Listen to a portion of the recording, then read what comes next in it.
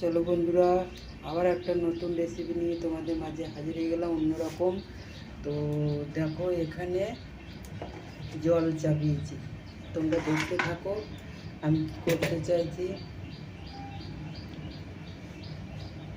এই দেখো, এক ফোঁটা নুন দিয়ে দিলাম, দেখলে তো? তোমাদের সামনেই কিন্তু আমি করছি। এক ফোঁটা নুন দিয়ে দিলাম। তো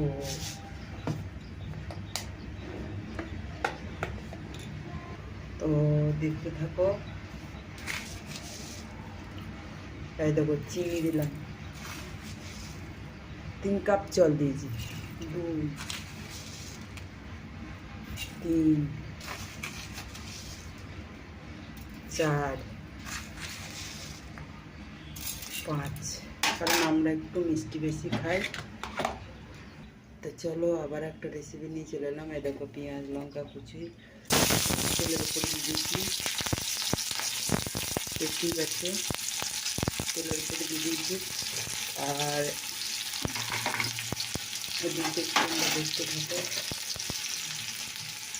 এই দেখো, নুন দিয়ে দিলাম, নুন দিয়ে দিয়েছি, হলুদ দিয়ে দিলাম। এইগুলো নাড়াচাড়া করবো না।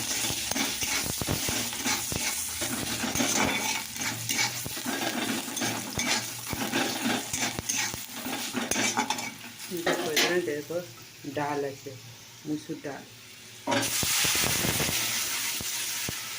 আজকে এই রেসিপি বানাচ্ছি,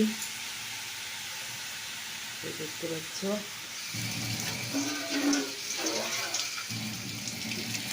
জল দিয়ে দিলাম, দেখতে থাকো।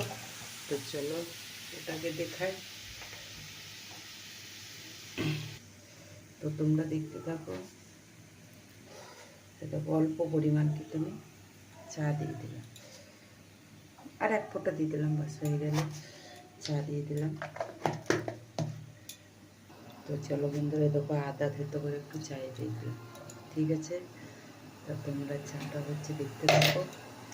এটাকে এদিকে ডালটাও আমার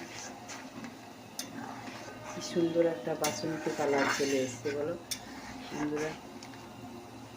পেঁয়াজ দিয়ে ছোকা ডাল হেভি খেতে লাগে, তো তোমরা এরকম ঘরে বানাতে পারো। তো চলো, চাও হচ্ছে, একটু চাপা দিই।